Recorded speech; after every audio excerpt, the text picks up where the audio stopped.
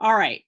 So where I left you last time, we were talking about, we've just had the Constitutional Convention come up with the constitutional format, the three branches of government, the separation of powers through checks and balances, and the first 10 amendments, which consist of the Bill of Rights. So they get all of that settled. Then they have to get it ratified. And where that became an issue, where it became most problematic, is in those who wanted to accept the Constitution and those who didn't. And so this is the formation of the first set of political parties, right? We don't have Democrats and Republicans at that point in time. We have the Federalist versus the Anti-Federalist. All right, the Federalists, and we were talking about this a little bit before we all went out on switch over to virtual classroom. We were talking about this in class. What the Federalists want is a centralized federal government that can act with authority over its citizens and create a unified economy. What the Anti-Federalists want is exactly the opposite. They said, listen, we just fought this revolution to overthrow the rule of one person over us, where we theoretically had a constitution and we had guaranteed civil rights, and somehow those just didn't apply to us. So we want to just act as each state government, and we don't want to be part of the centralized United States. So the problem is, how do you make that work? And while some of the Anti-Federalists were happy enough with the inclusion of the Bill of Rights, the argument was that those weren't sufficient. And as a result, there were some who were still very much opposed to ratifying the Constitution, creating a centralized government with a president in power as the executive branch, and with the House of Representatives and Senate as a compromise in the representative branch. And then you have the judicial branch, most represented by the Supreme Court, as well as you have federal and state courts functioning separately. Okay, so the Federalist Papers, which I think I talked about briefly before we went off on break, was a series of essays that were written with the intention of convincing people that they should adopt the Constitution and therefore embrace a federal style of government. So the argument that they were working on is, how strong should the government be? And that's where the checks and balances were supposed to make people okay with it. Some people are still not going to be okay with it. So the Federalist versus Anti-Federalist is really the strong component of it, and they're busy duking it out and making the argument of states' rights. Put a little underline by that. States' rights were written as the default if it's not explicitly spelled out in the Constitution, and you can go look in the 9th and 10th Amendments for that. All right. Now, where this divided on party lines, and this is a little bit weird, where it evolves on party lines is that the Federalists tended to support Alexander Hamilton, John Jay, George Washington. The Anti-Federalists, who your book is referring to as Democratic Republicans, were more represented by sort of moderate Anti-Federalists, the ones who were okay as long as the Bill of Rights was added to the Constitution, the first 10 amendments. So that's represented more by Jefferson, Madison is kind of a weird exception to this because in some ways he is philosophically Federalist, and in other ways he's Anti-Federalist. Okay, so as we said, the exception of the Constitution versus the rejection of the compromises, right? Now, you'll recall that one of the biggest conflicts when you were writing the Constitution was at the Constitutional Convention was who gets to be covered under this Constitution, right? So who does it mean by we the people? In order to form a more perfect union, establish justice, ensure domestic tranquility, provide for the common defense, support the general welfare, and secure the blessings of liberty for ourselves and our prosperity, to ordain and establish this Constitution of the United States of America. And yes, I was singing to Schoolhouse Rock in my head with that one.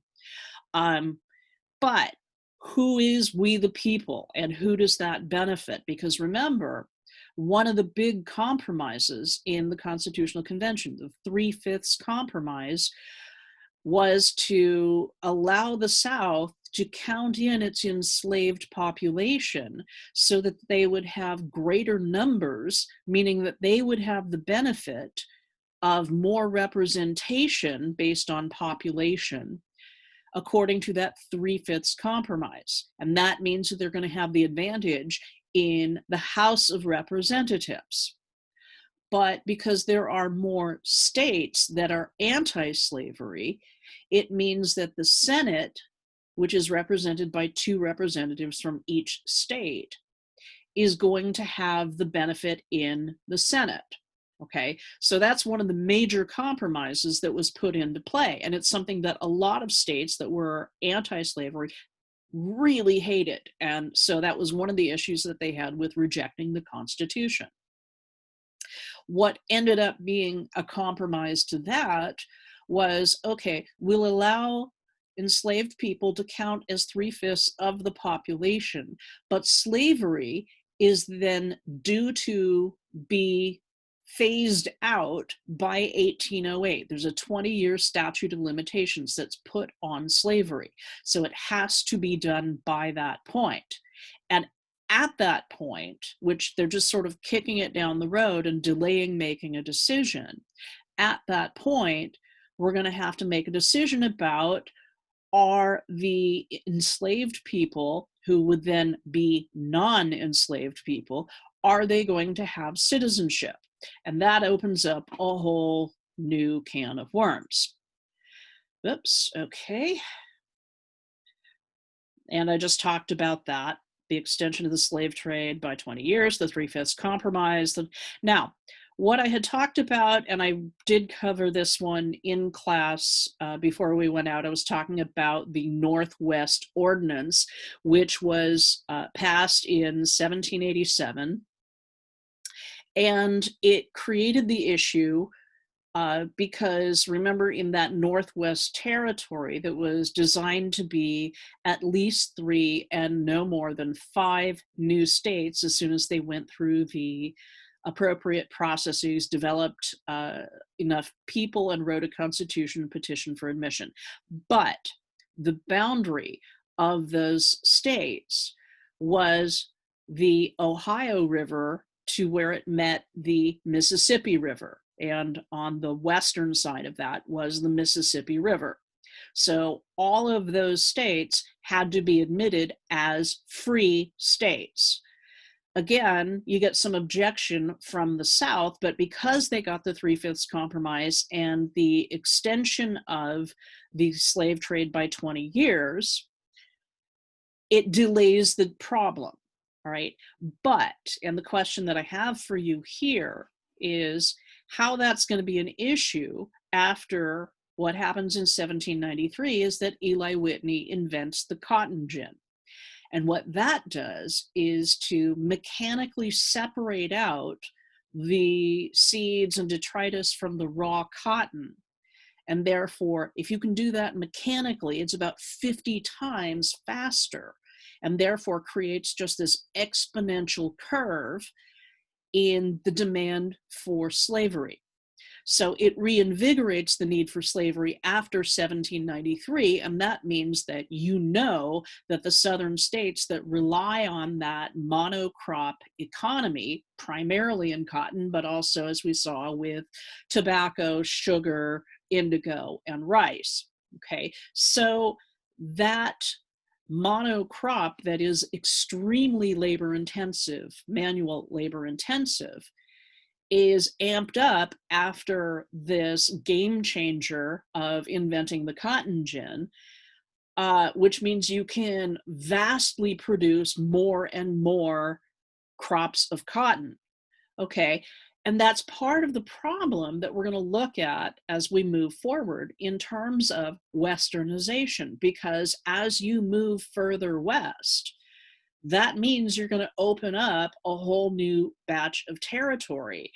And from the southern perspective, that southern territory is really good for this staple crop production. So what you're looking at is the means of how the issue is going to be perpetuated, meaning it's going to carry on with slavery. Okay, now, the other issue that we were talking about is the issue of who gets covered under this Constitution. And as I said, I kept talking about John Adams, who was arguing before any of the revolutionary activities started that, if we have a revolution, we better have something in plan for what comes afterwards, or we're going to be in a whole world of trouble. At that time, his wife, Abigail Adams, said, yeah, what about us? Because, we're half of the population. She meant women, right? So regard us then as beings placed under your providence and under your protection, and in imitation of that supreme being, make use of that power only for our happiness. Meaning that make sure you include us in this new political process. And he kind of laughed at that point, and then he was like, oh man, you're serious. Well, we're going to have bigger issues when that all comes down. The other thing that I've got in here, Eliza Pinckney is held up often as the example of Republican motherhood. Go away, Zeus. Sorry, my dog just came in to supervise. So Eliza Lucas Pinckney decided to send her children, Thomas and Charles Pinckney, off to Britain for their education. But then when the revolution started, they came back. Now, she had been widowed at a young age and she had her children, but she managed the estate that had really been hers, but was given away with her in marriage to Pinckney. But she had previously run her father's plantation. His name was George Lucas. No, not the Star Wars dude. But she had been managing this on her own without the help of a husband. She managed to oversee this plantation. And yes, there were slaves involved in this. She also personally developed a new strain of indigo through cross-pollination. And eventually, when she died, one of her pallbearers was George Washington, who called her the very emblem of Republican motherhood, because during the Revolution, her territories were seized because her husband had been pro-British, and she was just kind of like, yeah, so what? It was worth it because, the revolution is more important. But then after everything is said and done and the revolution is over, it's like she fought for the rights of the revolution and to oversee properties that she legally can't own. And therein lies one of the problems when you talk about the Constitution and the guarantee of the right to vote, is to whom does that right apply? And largely it involved, the way they sort of got around that was property ownership, okay? And it had to be property ownership over a certain economic level in order to qualify for the right to vote. It was very deliberately elitist. It's the intention is to reserve the democratic right and to try and squeeze out the sort of lower economic classes. And of course, women were, as we talked about very early on, under the status of femme covert.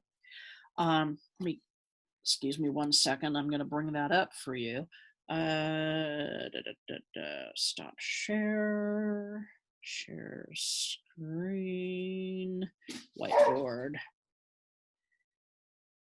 text.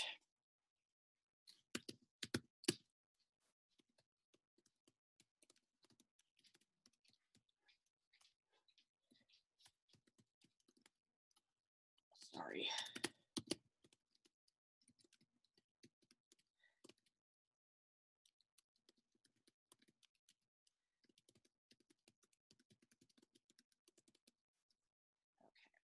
So that's the femme covert status, right? Okay, now I'm gonna pop back over to our PowerPoint here. Okay, so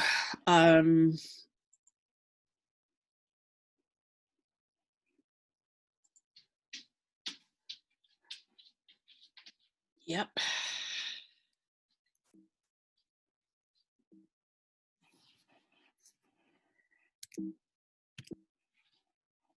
So that's going really well.